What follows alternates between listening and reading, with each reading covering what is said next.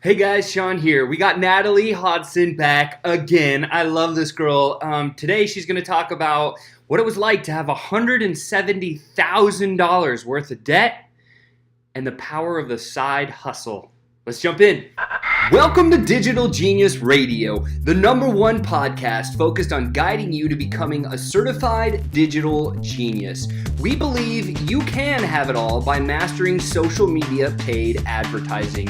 We spent the last 3 years studying the most brilliant marketers today and applying their techniques.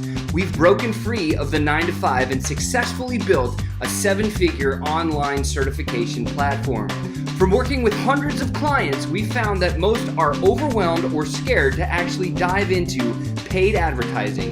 And this podcast is here to give you the cheat codes so you can flourish with your social media channels.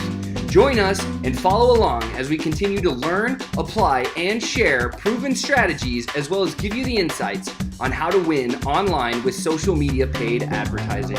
And now, here's your hosts, Chris Baden and Sean Malone. I want to go back and just take you back a little ways before you hit it big.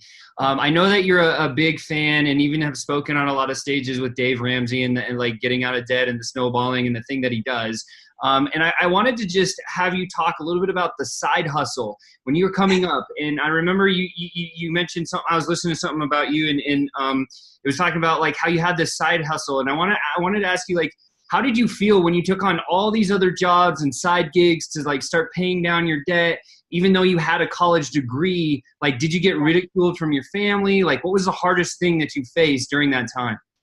Yeah, so a little bit about my story. Let me tell some backstory and then I'll answer your questions. So I got married when I was really young. I was 19.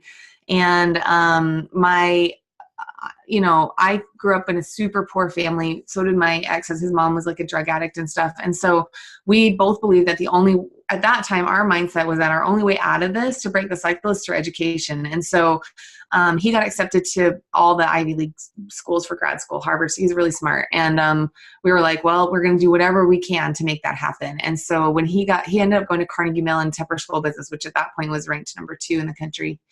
And we lived in Pittsburgh and it was insanely expensive.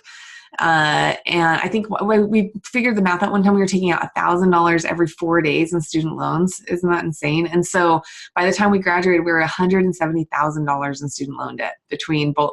I didn't have a lot from undergrad because I ran and I had scholarships and stuff, and it was crazy because during that time, I remember just thinking, oh, everybody just takes on debt. Oh, it'll be worth it. And then you graduate and you're like, holy crap, like our monthly payment is insane. I mean, and then he got a job. He got a great job working for ExxonMobil. We lived in Washington, D.C., but D.C. is so freaking expensive. Like we had a 1-bedroom apartment that was like the size of my office right now, probably. And it was $2,000 a month. And then we had student loan payments of $2,400 a month. So just between those two things, and that was it.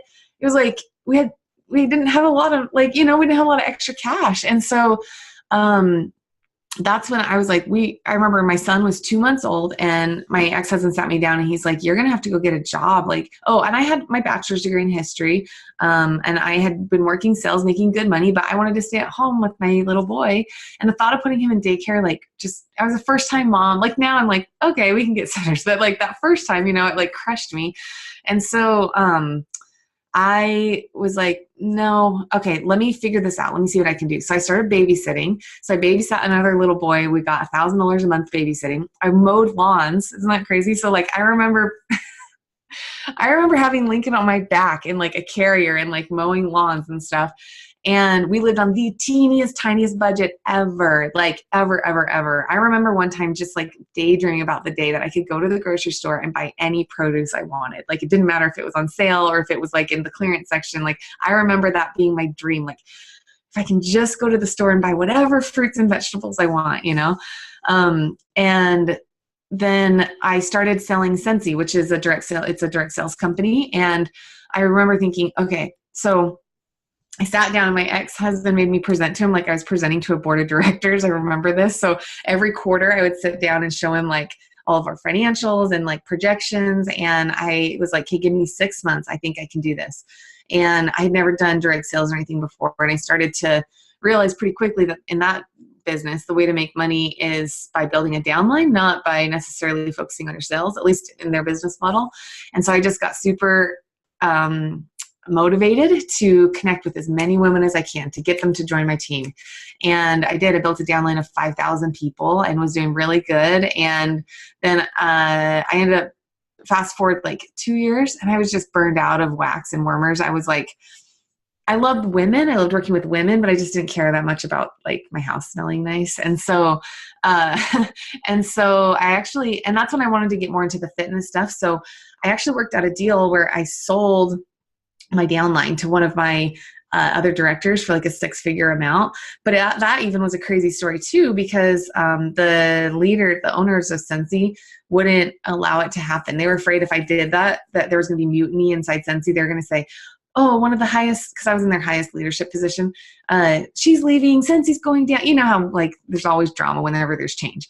And so I had to reposition, present again. They said no, reposition, present again. I repositioned my offer 4 times, and then finally they agreed to let me sell my downline, which had never happened before in Sensi history.